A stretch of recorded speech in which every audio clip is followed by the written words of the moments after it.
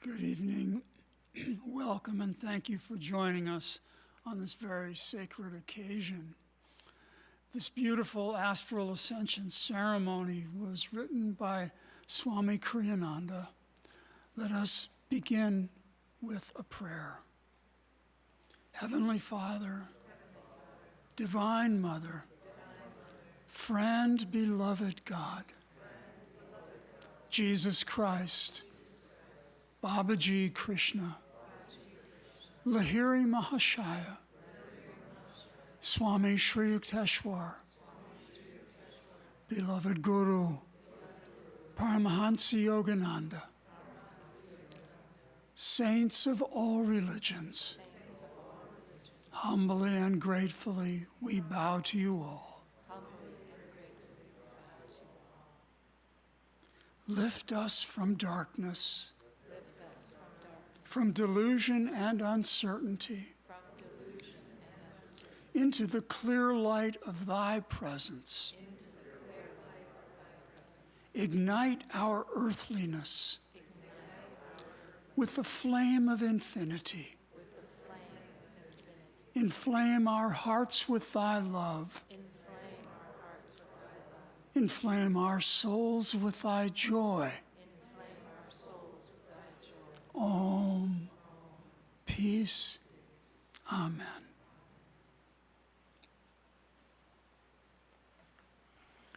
Again, welcome, friends. My name is Lorna. This is Surendra. And this is Ananda Portland.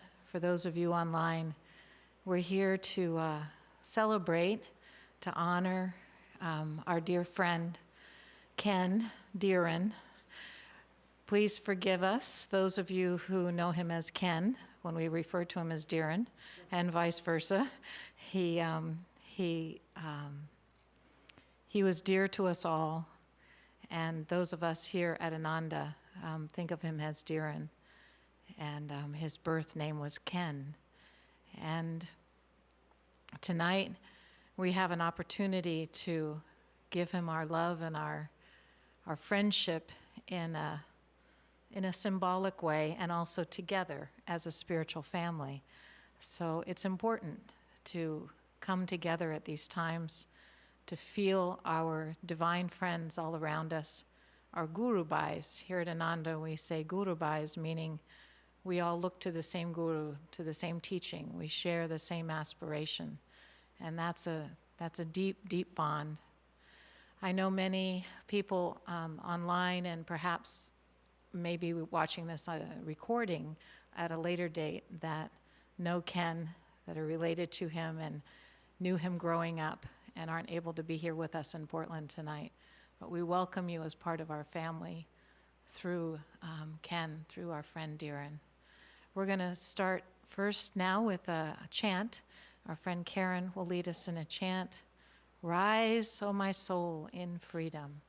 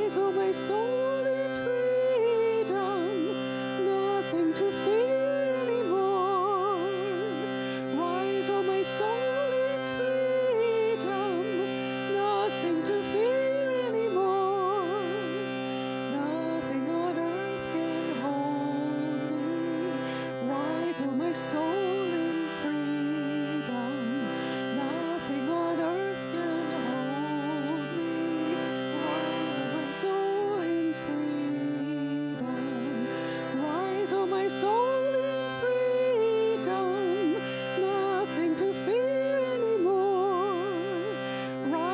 my soul in freedom, nothing to fear anymore. Nothing on earth can hold me.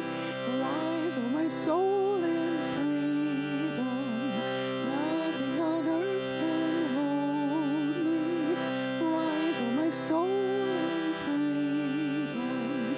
Rise, oh my soul in freedom, nothing to fear anymore. Rise, oh my soul in freedom, nothing to fear anymore. Nothing on earth can hold me.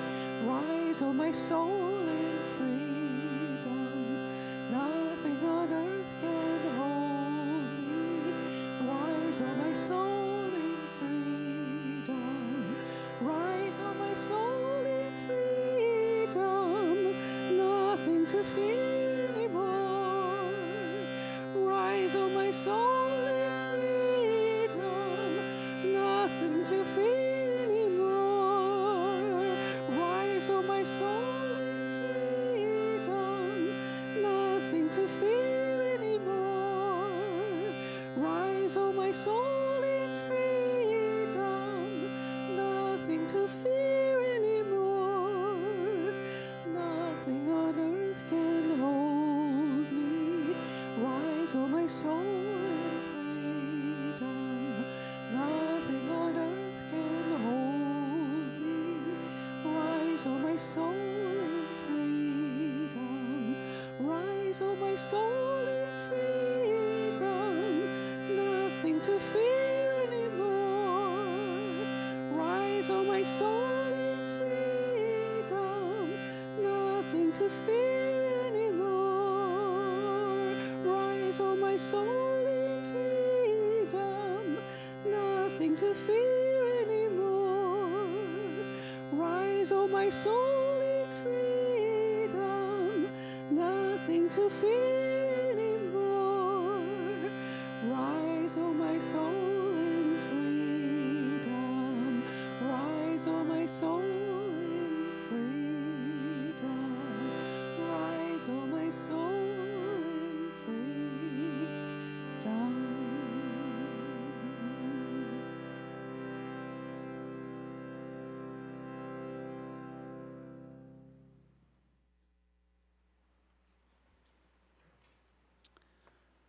The pilot of life has come to redeem our brother, Ken Dhiren.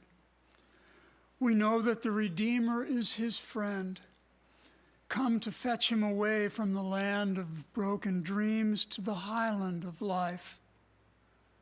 We are come together on an occasion of dual meaning, mixed with sadness and with joy. The sadness is ours for a time.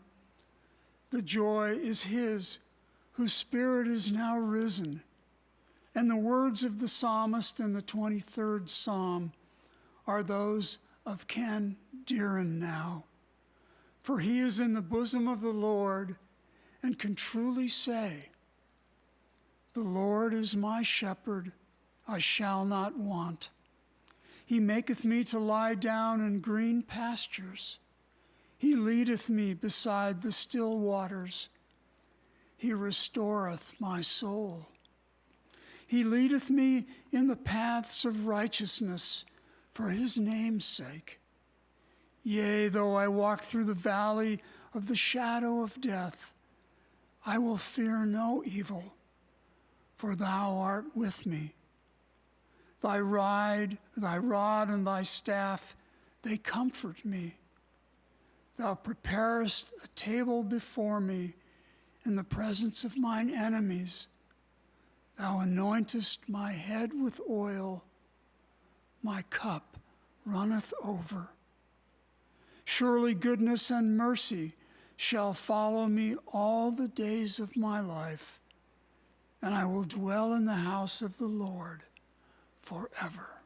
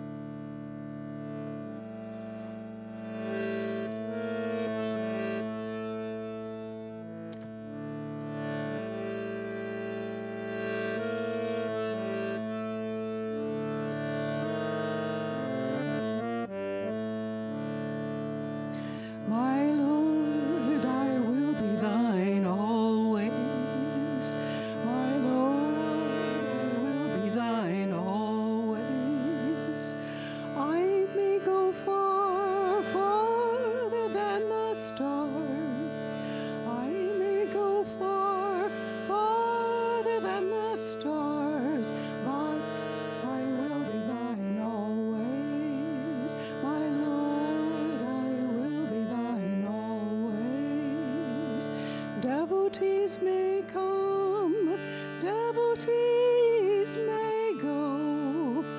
Devotees may come, devotees may go. But I will be thine always, my Lord, I will be thine always. When I die, look into mine eyes. When I die, look into mine eyes. They will mutely say, I will be thine always.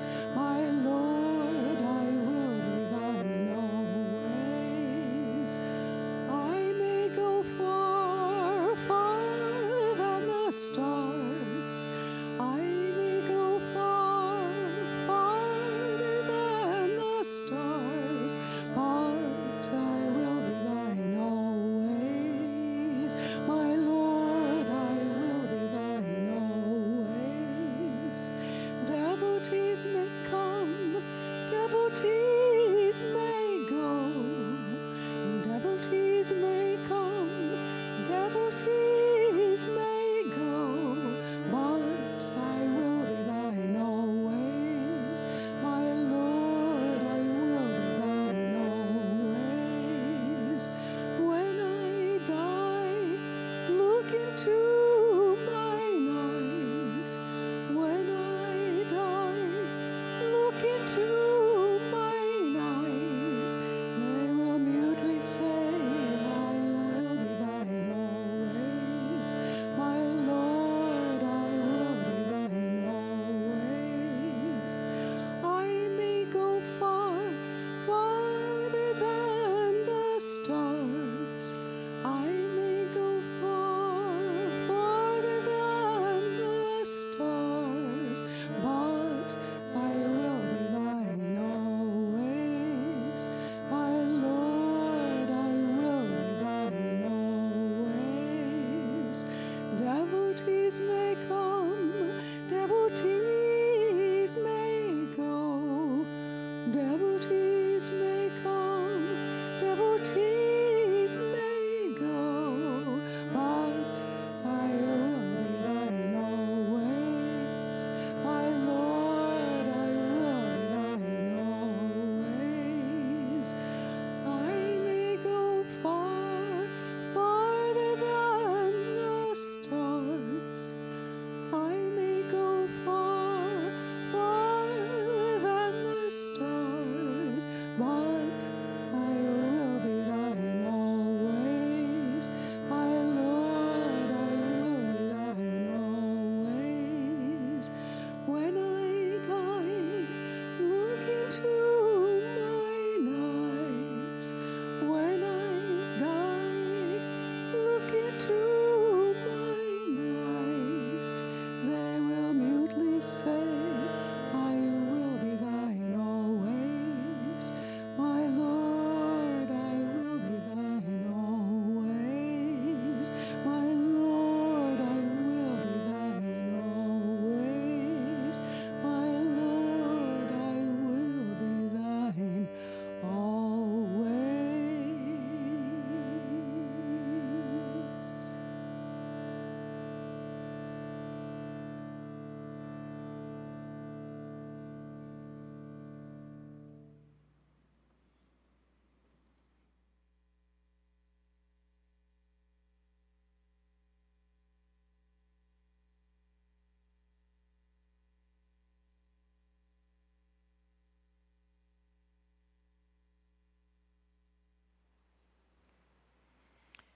Here at Ananda, our teachings are based on Paramahansa Yogananda and the teachings that he brought to us here in the West.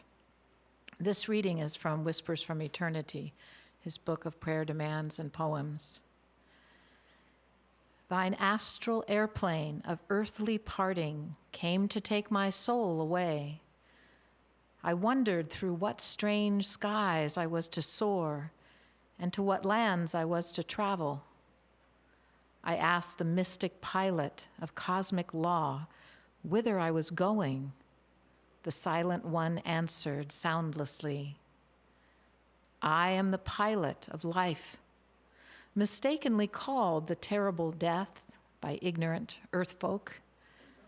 I am thy brother, uplifter, redeemer, friend, unloader of thy gross burden of body troubles. I come to fetch thee away from the land of thy broken dreams to the highland of light, where poisonous vapors of sorrow can never climb. I have mercilessly broken thy cage of flesh attachment, that thy soul bird may be free. I have broken thy chains of disease and mental fears. Thy long imprisonment behind the bars of bones made thee unwillingly become used to the cage. Thou dost want thy freedom always. Now, why art thou fear-filled when thou hast won thy long-craved freedom? O bird of paradise, hop into my plane of omnipresence. Fold thy long fluttering wings and restfully ride with me anywhere, everywhere, in thine ethereal home. Home, amen. I have to say that Dhiren, our friend, was absolutely not afraid of dying or death. He worked in hospice for a while, volunteered, and helped other people make that transition. He gave of himself just endlessly, selflessly to others. I saw him just a couple days before they put him on hospice, and he had been having trouble breathing, and that was a struggle. It's hard because we need to breathe, and when it's hard to do that, it becomes, a struggle from breath to breath. It wears you out, and he just very sweetly and gently said, I think Santos kind of prompted him because I'd come over to visit with the two of them, and he said, well, Dhiren, you say something. Tell Lorna how you're doing. How are you feeling? Because Dhiren was usually the silent one, and Santos was the one, he and I could sit there and talk quite a bit. And Dhiren just said, I feel awful, and I'm done with this. And there was no fear in all of that. It was just, it's time, And we chatted a little bit more. He gave my hand a squeeze. Then I had the privilege of being with them the next couple days. They put him on hospice, and he settled in at home. They brought in the bed, and they got him settled and helped him a little bit with some medication. He wasn't in pain. It was just the breathing that was difficult. And you could tell from when I came in, he was completely surrendered to the process here. Okay, it's time to go. This is my next thing I have to do, which is to leave this world. And he surprised us a little bit by slipping out there a little more quickly than we thought. When people are in transition, we all want to know when. How long will this take exactly? How long do we have to do this? It's a natural thing. And the hospice nurses are very used to that question, and they try to hedge and say, well, this is a process, and we're not real sure. Maybe it'll be about a week. Dhiren took about 24 hours. And we were caring for him and just sitting with him and talking with him. And his breathing changed a little bit, and he was gone. There was no struggle. There was no fighting. He wasn't one of these souls that was afraid to leave the cage. He was ready to fly. Now I'll ask Santosh to come up. There's part of this ceremony is the flower ceremony. Go ahead and pick up the two roses there. We have a red rose and a white rose. Swami includes in this ceremony. And somewhere in the writings of Yogananda, I know that I've read, I've been unable to find it, he said that the roses are the closest to the astral flower that we have here on this plane. The white rose that we have here symbolizes life in God and the purity of expression of the departed soul. So this is symbolic of Ken's pure soul. So you can put that on the altar there. The red rose, focus on this red rose, because the red rose symbolizes our friendship, our love, our, the bouquet, Swami writes it, symbolizes the bouquet of love and goodwill of all of us. And that's what that rose is for. Just look at that for a moment. Think of Dhiren. Silently send your thoughts, your love. Thank you. And then he'll put that on the altar as well. Sure. And now Dhiren will, I will call him Dhiren. I apologize. Santosh will share a little bit with us. Thank you all for coming and for watching this online. As many times as you think you're ready, you're prepared for a moment like this, you never really are. So forgive me if I sometimes become emotional, but I will do my best. When I first met Dhiren, he said, and this was 40 plus years ago, he told me, "This has never felt like my home, this world." And I've heard that said by others, longtime devotees on this path and probably others, where they know intuitively, instinctively, that this is not our home.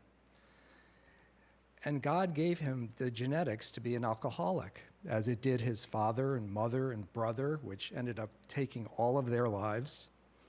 And he became an alcoholic and tried to find a way to fit into this world in that way.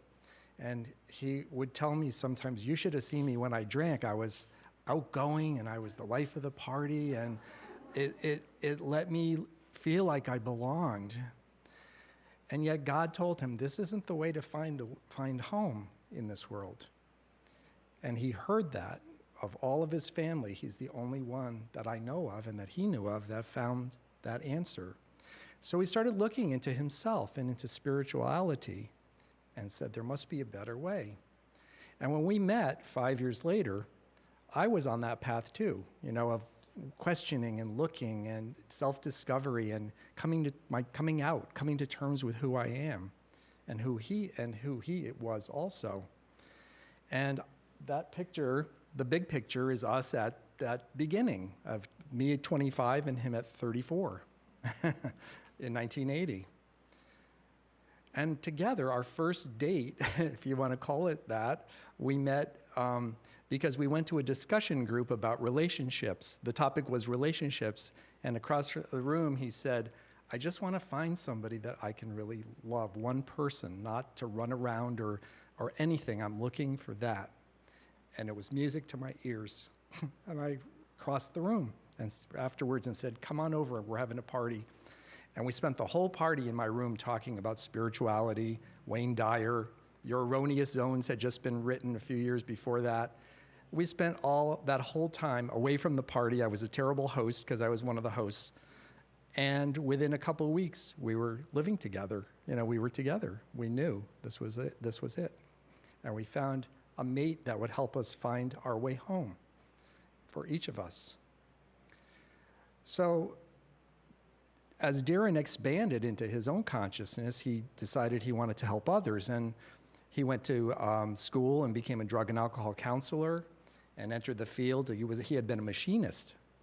And he entered the field of chemical dependency, and he went out and worked in the field and could help people in hospitals in the Bay Area. And I continued on my path, and our paths always were in the same direction, but just as any good couple, you're taking your own path, and yet you're working in unison to help each other to grow and be as much as you can be.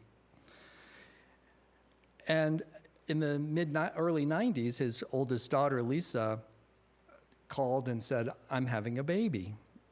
And all of you who are grandparents or are even children who have parents and have children of your own know the pull that means to come to be there for that grandchild. So we left California. By then we had moved to California. We left California, moved back east, and we spent a few years back there. And during that time, I had a job. I had a rocky place. We weren't meant to stay there, obviously, but I lost a job kind of suddenly, and a spiritual friend of ours, who's a wonderful woman, said to me, "Go to the Kripalu Center in Western Massachusetts and spend a month." And they're having a holistic health teacher training.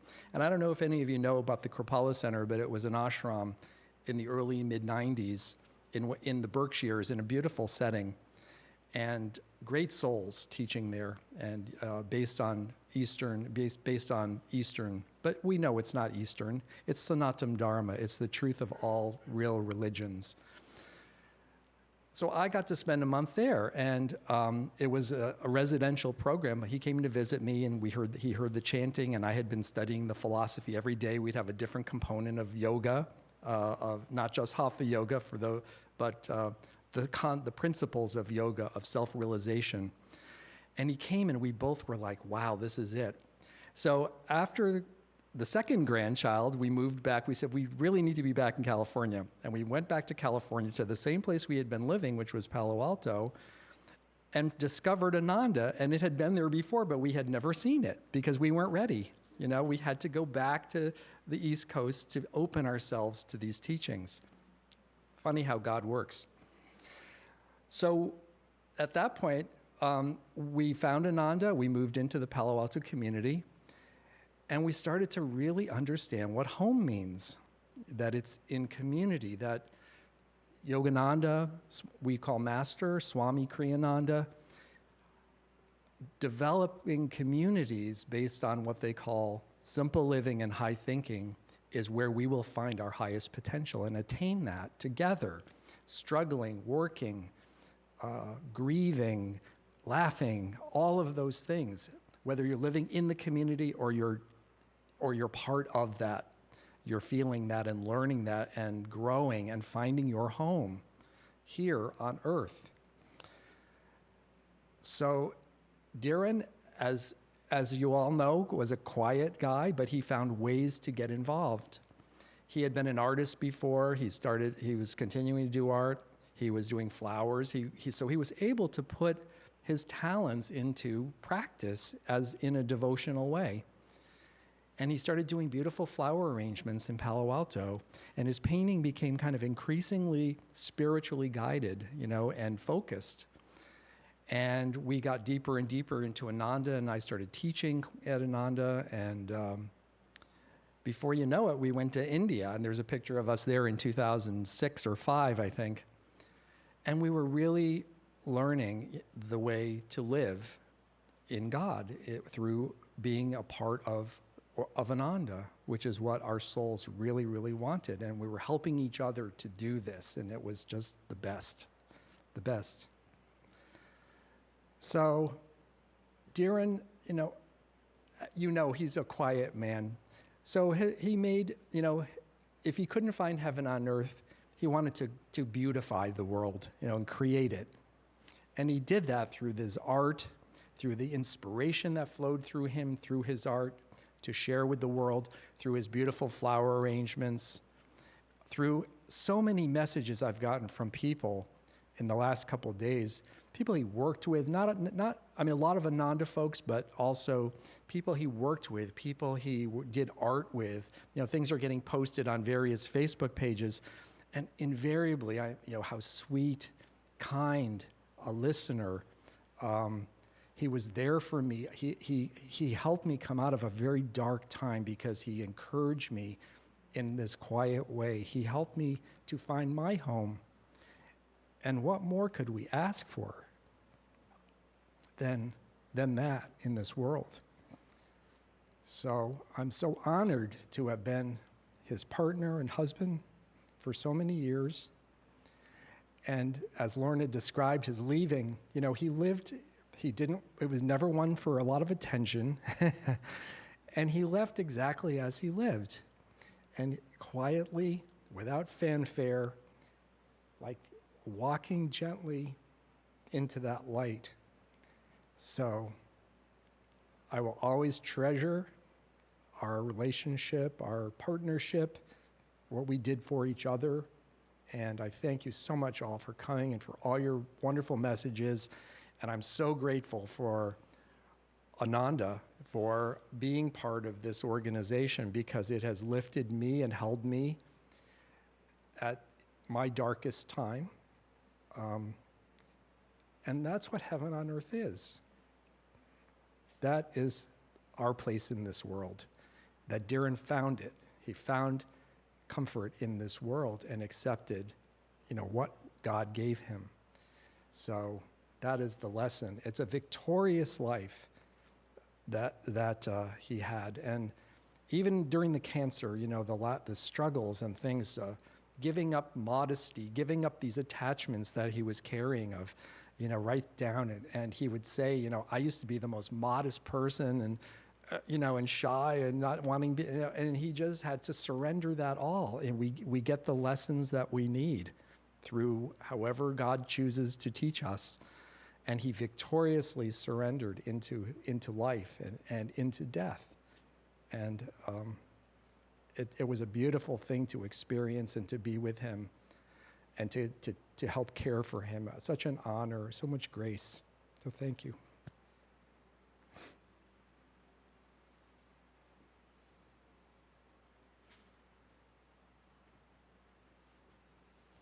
Thank you, Santosh. That was a beautiful sharing. This now is the Astral Ascension ceremony. It is us speaking to the departed soul. Dear friend, Ken, Dhiren, you who have gone before us have entered a realm which our souls remember, a place of freedom, light, and laughter. Take with you on your journey our blessings and our love. We shall miss you. Our desire is not to hold you back, but only to tell you, friend, we are yours. Our love and support are ever yours, and our prayers for your highest happiness. We shall meet again. Once more, we shall laugh together, rejoice together, and share in the joy of seeking him.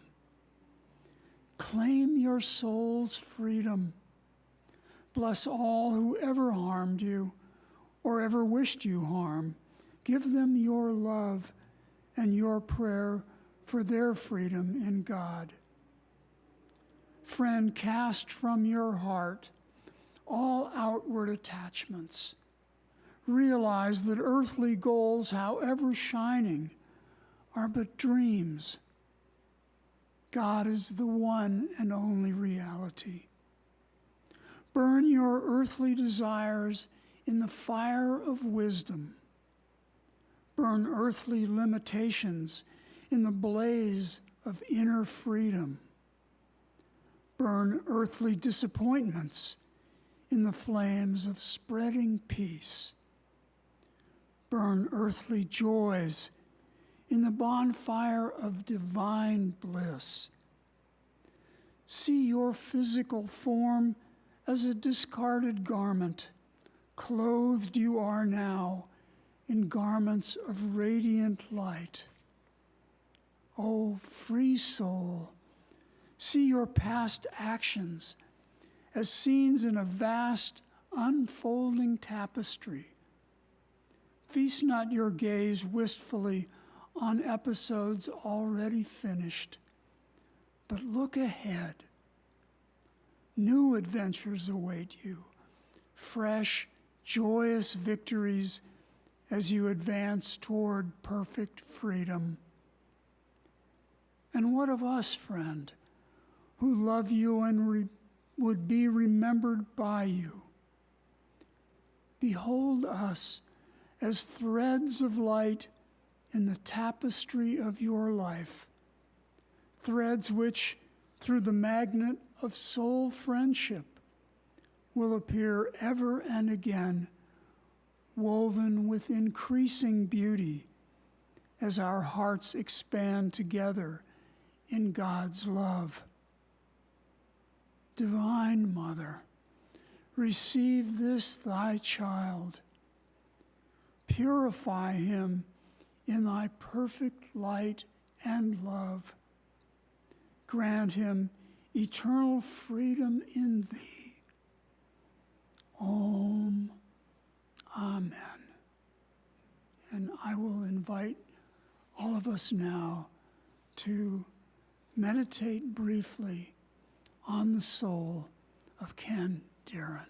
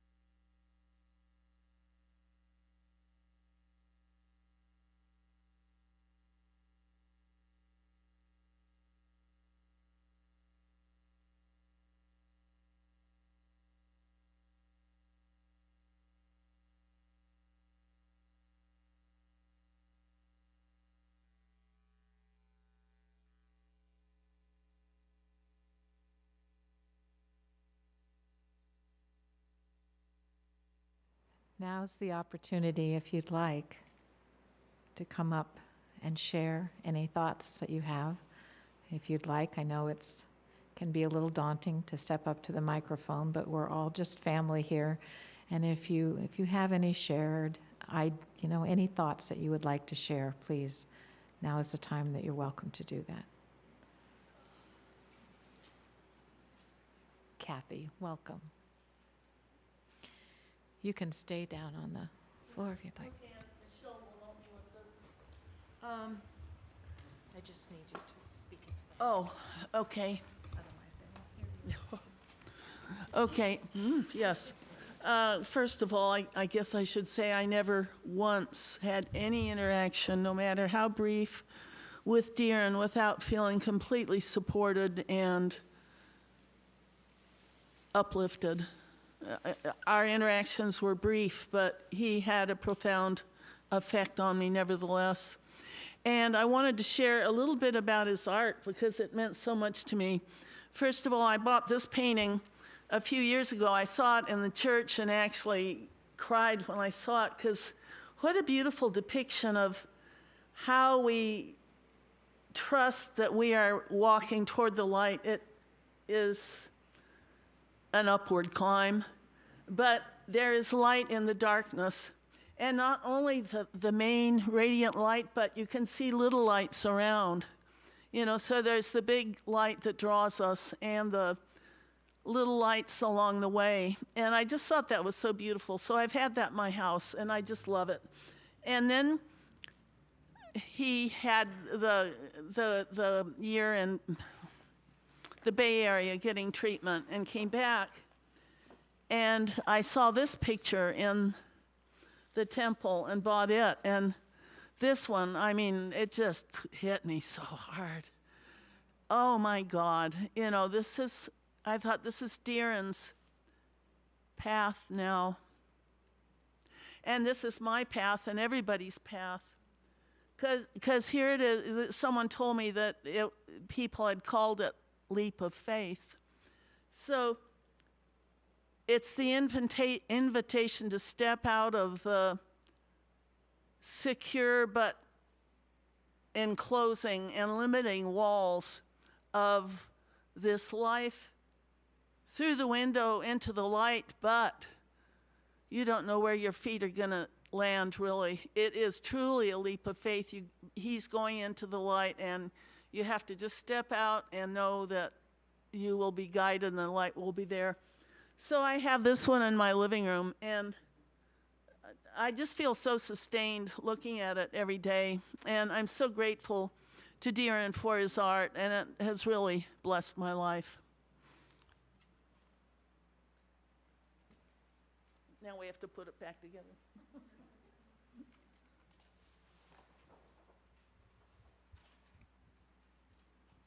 Thank you, Kathy.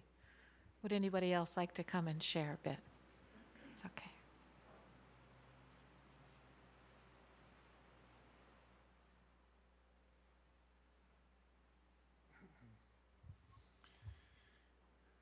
Thank you, Santosh. I've known Santosh and Dhiren for 25 years probably, down in Palo Alto. We kind of started off together and did a lot of things together, had a lot of adventures, a lot of kirtans, a lot of seva days, a lot of good life together. And losing someone who is, I think here at Ananda we have discovered that friendship is way bigger than we thought it was. And way more important and way more powerful and way more transforming and full of God's presence. And even at Ananda, I think that it's, we all feel very close to each other, you know, in general. But my experience has been there are those people who you are especially close to. I call them my soul friends. And Dhiren was one of my soul friends. Just a almost undescribable deep connection that we had. And although we didn't spend hours and hours and hours together up here in Portland so much, every time we saw each other, it was just a straight line from my heart to his heart. And I would tug his ear and say, "How you doing?" You know, and you know him, he was very funny and very, you know, quiet. And so when someone leaves this world that you're quite attached to and quite fond of, it brings up questions. What the heck is going on? I mean, none of us are going that direction. We're all going that direction, and there's a lot less life in front of us than there is behind us now. So I don't know about you, but that question's looming in my mind. What is this? What's going on? Why? What's happening here? And we have the teachings, of course. We can all quote things. We can make quotes about all this stuff, but this is not a time where quotes are all that comforting for me anyway. So I found some comfort in Master's actual words on his, there's several CDs of Master actually talking and giving things. And he talks quite a bit about death. And he says, you don't know about death because you don't practice. He said, I can die anytime I want. I know every step. He said, there's nothing to it. At another point, he says, well, he's talking about someone who has passed away. He says, well, this is not so bad. I don't hurt anymore. I don't have cancer anymore.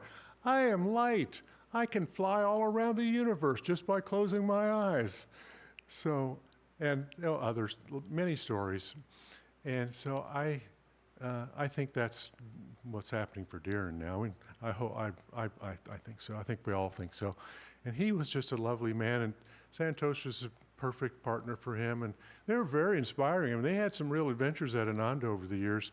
They moved back to Palm Springs, moved to Villa, you know, and they were just steady as rocks, good disciples, good devotees, and I so appreciate your friendship all these years, and Susan is not here. She's in Colorado, but she sends her love, and, you know, we'll see you after. And so, anyway, thank you. God bless you.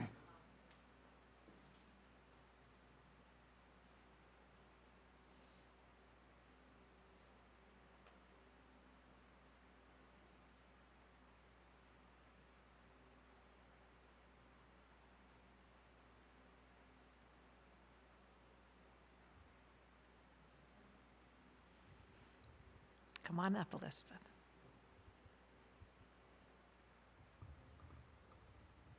Maybe I'm going to take mine. Santosh. Yeah, it seems as though Dhiren and I were friends from almost the beginning when he and Santosh moved up here. And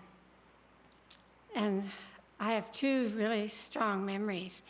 One is he came over to visit, and we sat and talked for a long time. It was really lovely. It was just, I realized how much he wanted to make friends. And it was really nice. And part of it was because we both arranged flowers. And so we probably talked a lot about the flowers. And and then another memory I have is sometime after that, maybe a couple of months, it was decided that all the flowers people, Saranya, Evelyn, and a number of others, that we would have a committee to take turns arranging flowers for the altar. And Dhiren was appointed sort of captain of the crew. And I mean, it was wonderful. I remember we met on a Sunday after service, and he just took over. I mean, it was quite astounding. He had everything organized, and I think it was the beginning of the organization of all the vases, relief, and just a lot of things that, you know, a lot of us wouldn't have thought of doing. He had probably experience from Palo Alto, I guess, yeah. So it took on a little bit of a different form, and he was healthy enough at that time so that he could give us ideas for different Sundays, etc. But I'll always remember that meeting. Evelyn probably remembers it too. That it was, he just made it special.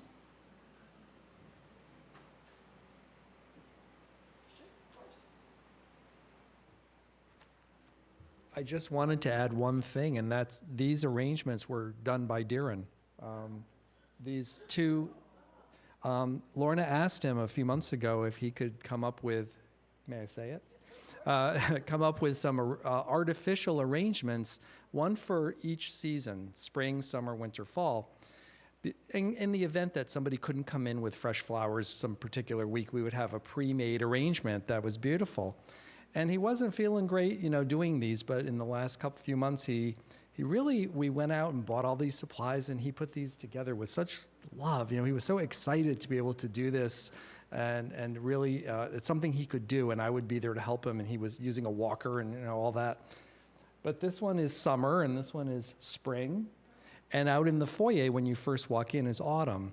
And he never got to winter, and it wasn't because he ran out of time. It was because he couldn't find winter things, you know, this time. Everything had been already, you know, moved in inventory. So I had forgotten to mention that these are his arrangements, so, yeah.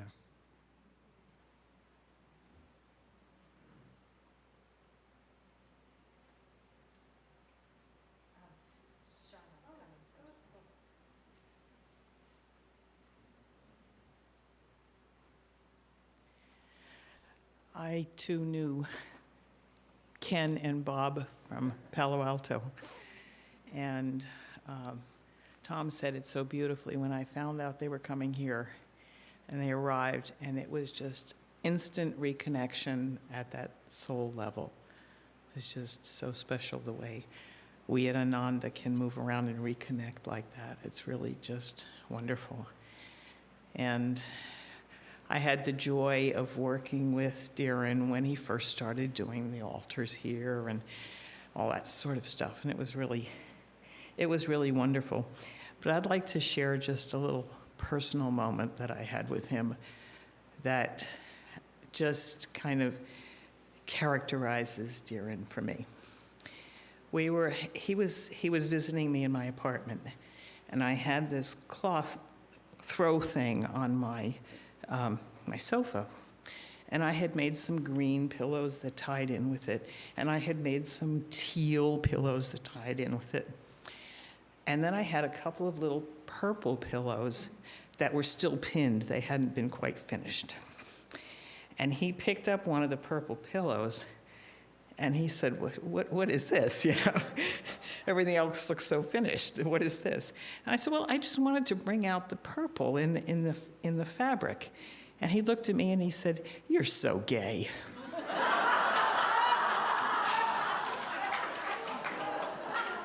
It's one of the sweetest compliments I've ever had.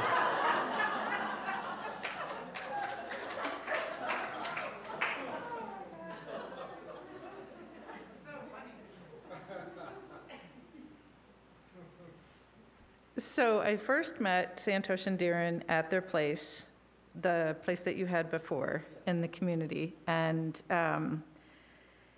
you know how sometimes you meet people and, you know, there's always just nice acquaintances or whatever, but then there's people that it's like, wow, there's just this connection. And that happened with the three of us. Like there was just, and John would be here if he could. He was exposed to somebody with COVID, so he couldn't come. So, but, and he's doing fine, by the way. But there was just this immediate connection. And I remember going into his studio and him telling me all about his art. It was just as amazing for me to see his art as it was for him to talk about it and him to share. It was so personal, and it was so sharing his soul with you. And I was a brand new person. You know, it was just really, I don't know, touching. Really, it met my heart in a way. I was like, this is a soul that is just so, I don't know, elevated or something, right? Just so connected. And we didn't get to spend a whole lot of time together, but whenever we did, it was always joyful. And it was, and you know, one of the things, this is so stupid, but it really does mean a lot to me. I don't know why. I like to dress up, right? And I like to wear fun, pretty things. Dhiren never did not say something. Every single time that he would see me at church, he could be sitting like way over there and I'm like way over here.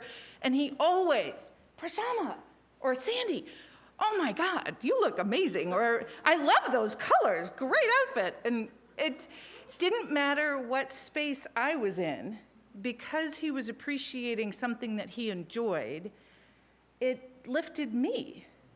Do you know what I mean? And I don't even know how to say this, but I've not been in a great place for a while now. And I came to a service, and he's not in a great place, but he's here. And you know, we're both finding our way, and he would walk around the community with his walker, and I just loved going and connecting with him. It just, I don't know, it's like he was becoming more and more light and bright as he went through this really tough last few years. And I was so glad you guys came back. Oh my God. I was so bummed when they weren't here when I got here. So I'm so glad you're here, and both of you. And so just cherished being able to spend time with him. And he did the same thing. You know, and I did not expect anything. In fact, I was not feeling good that day at all. I was glad to be here, and it was helpful, and I was just really low. And he was like, oh my God, you look like a sunshine, or you look like the sunflower. I forget what he said, but it had something to do with that. You're so bright. And I was so not bright that day. Do you know what I mean? But like, he could see something that I couldn't see. And he did that all the time. There was just this really, he connected at a heart level that was just so meaningful. So I love him so much. And I'm so glad you're here with us, that we can just wrap you and keep you, and we'll keep him too. I'll just keep seeing him walking around the community with this walker. So I have like the front row view.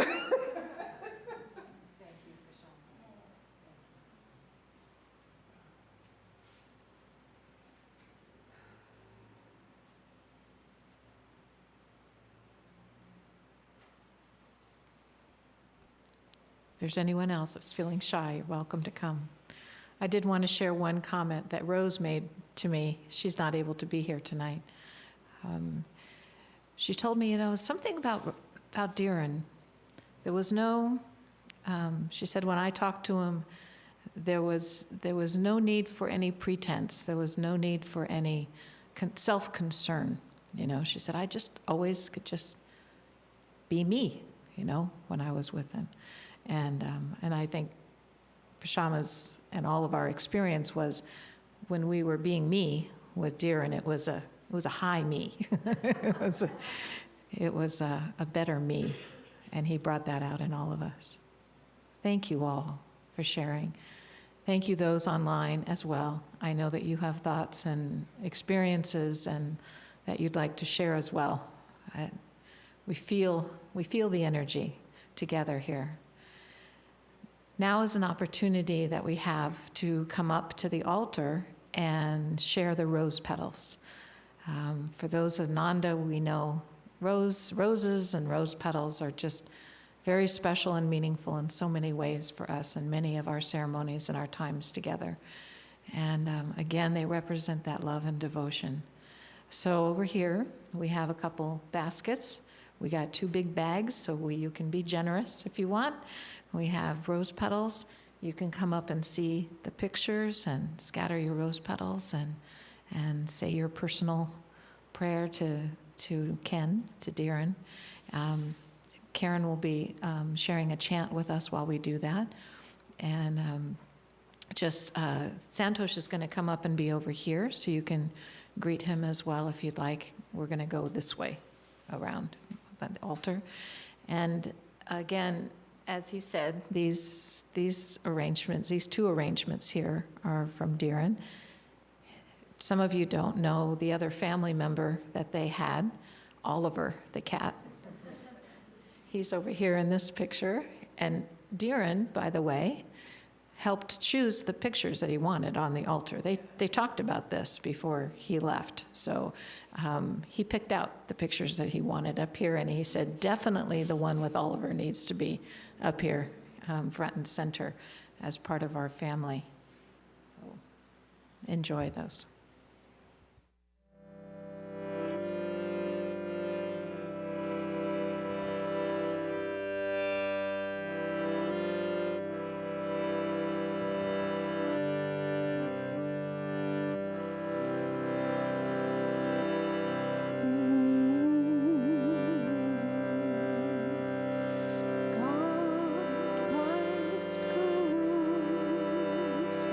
God Christ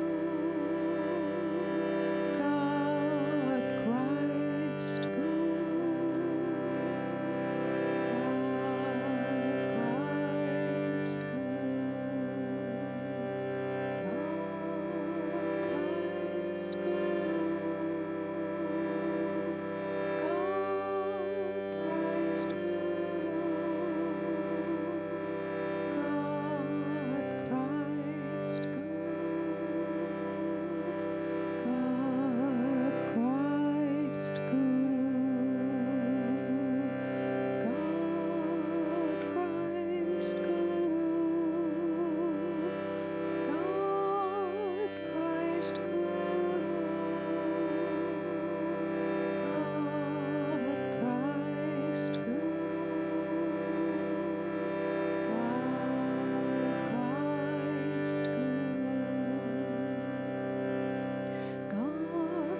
Christ,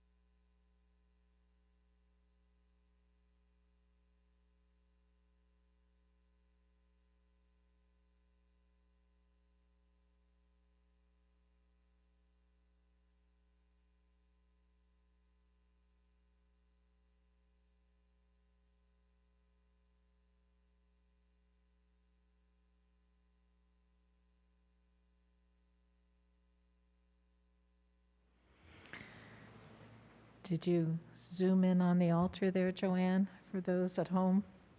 Good. It's beautiful.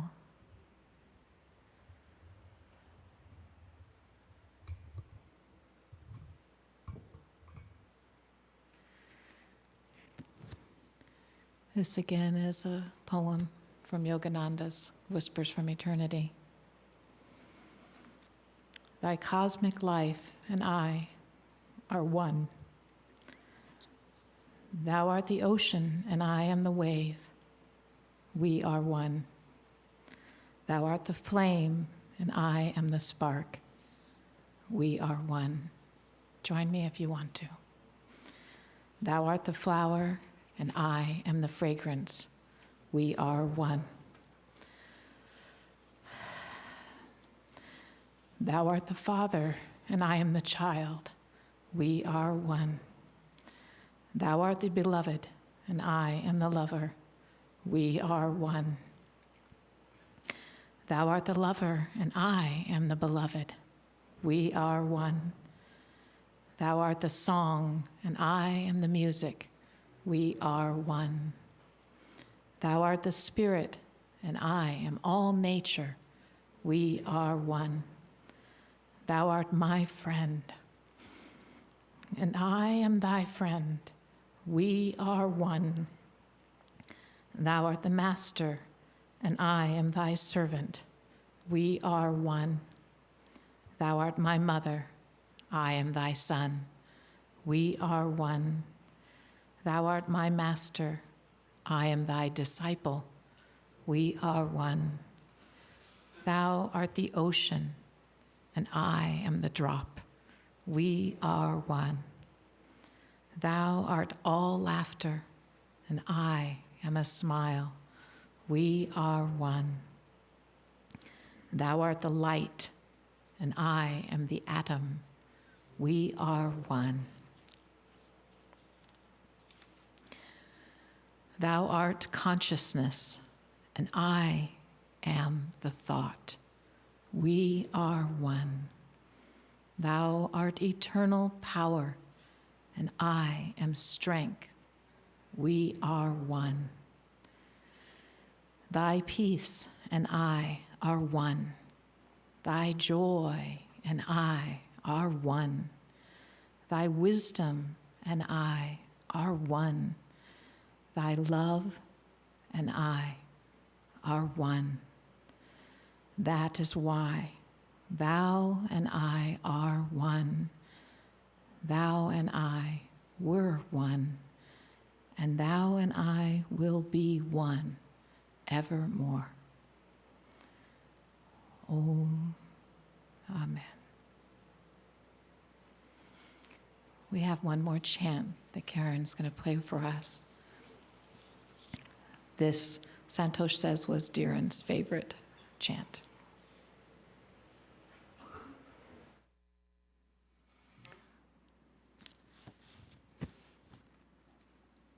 I have nothing to offer thee, for all things are thine. I grieve not that I cannot give, for nothing is mine, nothing is mine.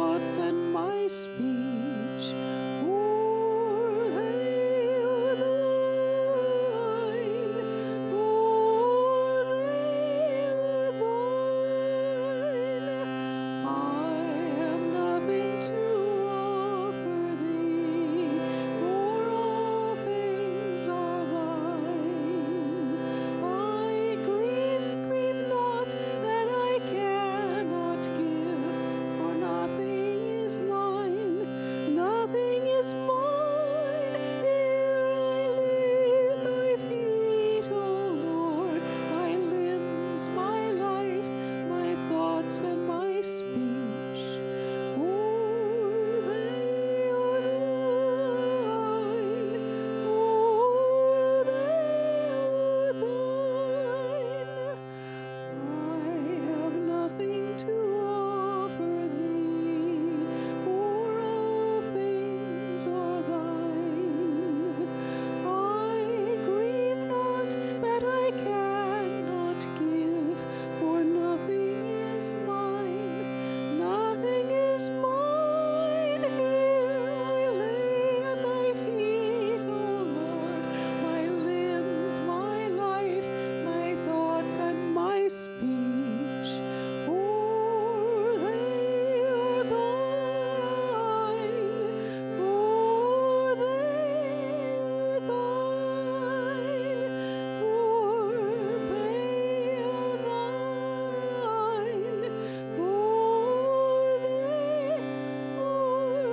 thine,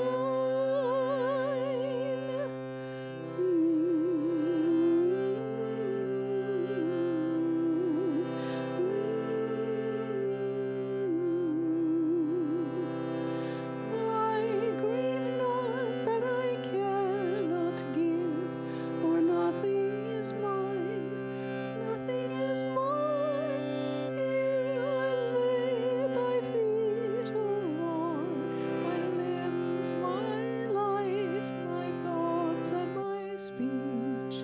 For they are thine, for they are thine.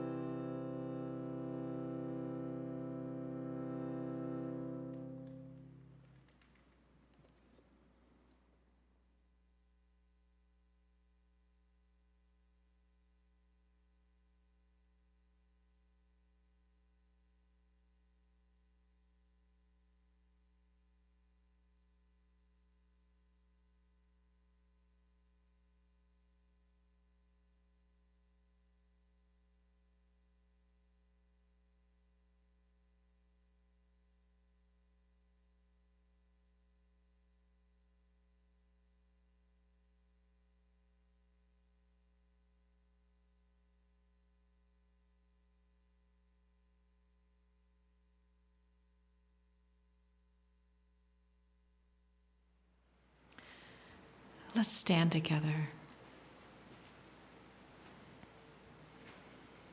and visualize Dhiren, the blessings he brought us. Let's share them with the world, sending him on his way with 3 ohms together, rubbing our hands together and feeling the divine energy flowing through us.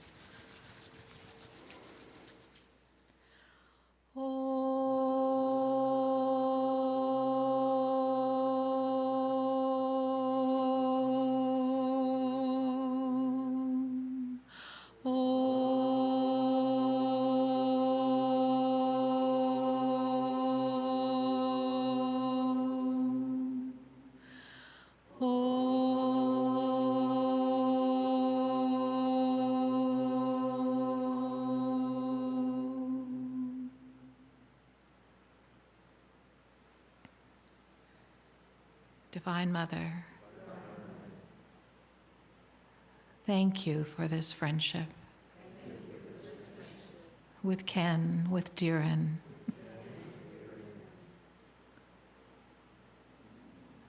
For the love and light that flowed through his life and made us better people.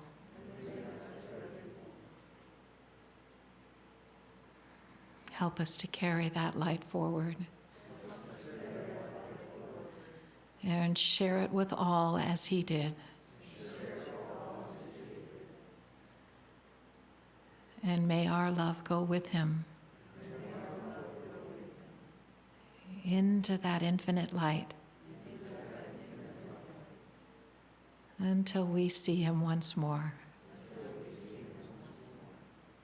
We are so grateful. We love you, Ken. Om. Peace. Amen.